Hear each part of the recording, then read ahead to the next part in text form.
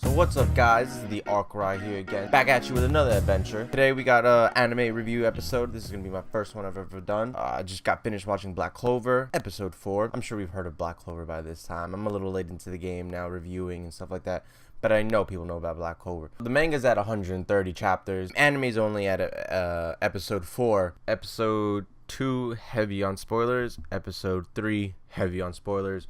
Episode 4, some spoilers, but that's when we get back to the story. So 1 and the end of 2 are the main parts of chapters 1 and 2.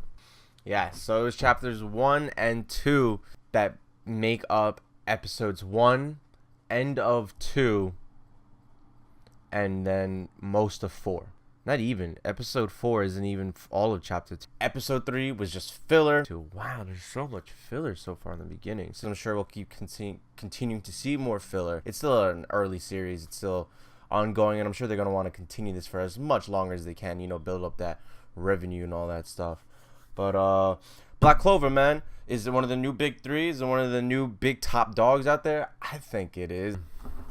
I don't know what my grading system will be, but here, 1, story, right? I love this story. In the beginning, it's cool. Everyone's doing magic. The people are like sewing and hoeing on the ground, putting in seeds. Yona at one point like spins the laundry and just dries it and washes it all in one go. You know, it's so cool. Even the little kid holding his finger up, just fire. Just whoosh. So this isn't a boring story. You're not going to be stuck there watching / reading normal everyday activities. You're actually going to be seeing something, you know, what I guess is the main reason what we all read and watch these stuff for is something that isn't realistic. And obviously right now that's magic. So it is an interesting story, you know, a whole world based off of a magic. Not that we haven't seen it before, but we haven't seen the one where they're based off of grimoires, where most of people's powers and the main thing that they do is off of that book that they get at the awarding ceremony. So that includes specific traits, specific personality styles, fighting styles, magic styles. I'm sure they have attributes, elements, all that, you know, magic, whatnot. It's that will give everybody their own unique abilities, and that's also great to see, because you don't like to see people utilizing the same ability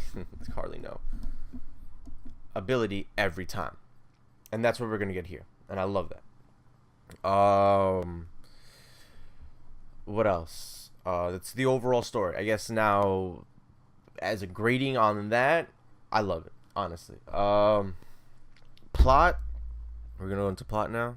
2 main characters. They're their own rivals, siblings, orphan, poor, great. You got that character that needs to struggle, that started at the bottom, and is gonna make it to the top. Some of the best rivalries we've ever seen come from 2 characters that butt heads and interact with each other very nicely. I have yet to see one? I think I've yet to see one where there's, you know, 2 brothers, main characters going for that same equal goal at the end, and I like that. So as for part of like the plot and stuff for this, it's great. You know, Wizard King, that's the plot. Anything and everything up until this point, it will be to work towards a Wizard King. You know, character development, all that stuff will come later on and as we progress through the story. Number 3, character. We got Asta and Yuno, 2 main characters, brothers, rivalry, awesome, love it. Asta himself, like Rock Lee, in a world full of magic / ninjutsu, he can't do it at all. He has none. Or not even. At least Rock Lee had some ninjutsu. He just really sucked at it. But it was Asta who literally, as that guy with the chains told him, you were born without magic.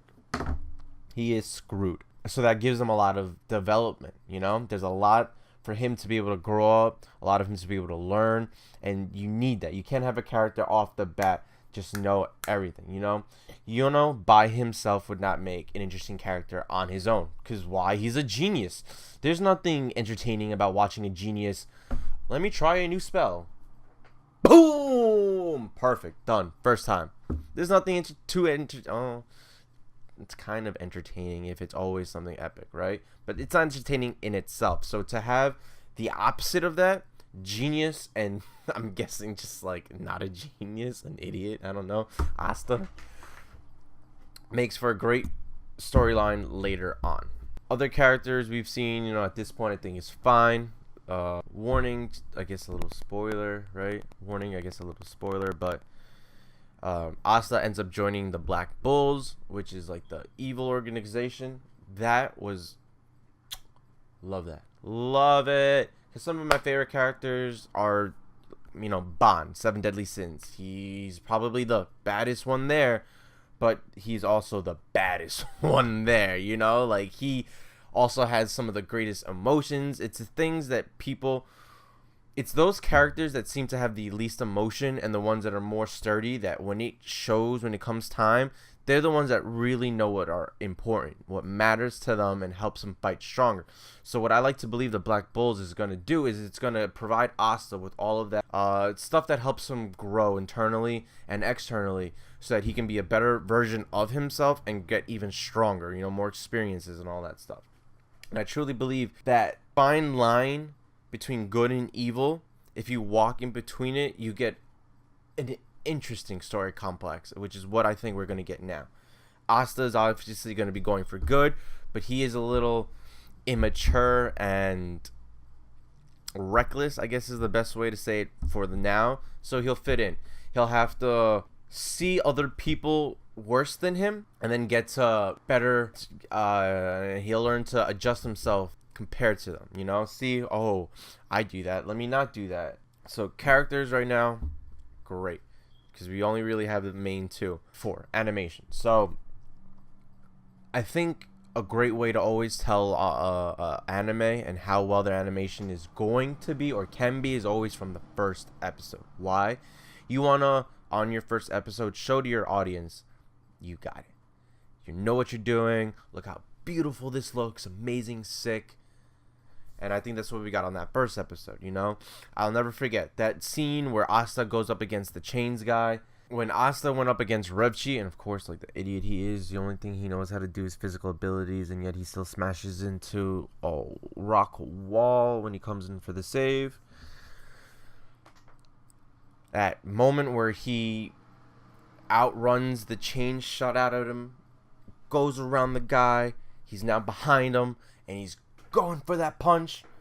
That moment that he goes for the punch and he gets stopped by the chains behind him, because I guess Revchi's just that good, you know, he was a magic knight, what are you gonna expect? That animation was priceless. Ooh. The moving, the punch, and you kind of see the wind just move like the cape around. Awesome. And it's only the beginning, which also, like I said before, we want to see how it's gonna look like. That first episode was awesome. It showed off, especially when he got the black grimoire, when it just appeared like that. Oh, the black wavy, all the dirtiness of the book itself. So, and I mean, from you know, the drawings in here and stuff. Look at that. Look at how nice that looks. We've got another great series on our hands. So, I don't know what I'm gonna give it. I'm gonna give it either read/watch it or not. I go read/watch it. Read/watch this, please do. You know, so many people I know and have heard of from throughout the years. I know someone who just started Naruto this year. My age. I'm 23. It's not the same, you know? Something about Naruto and growing up with it, watching every new episode, reading every new chapter as it came out, brought me a sense of like I'm struggling with him. You know, I'm going through the story with them. As opposed to when you do binge watch it, I mean, you get to at least watch it now all in order, so it's a smoother transition. But you don't get that like, wow, I put work into this. I put my time into this. I dedicated myself to this. Maybe not all of it, just a little part of it every now and then. A few 30 minutes for an episode once a week. Maybe 10, 15 for a chapter, depending on how fast I wanted to read it.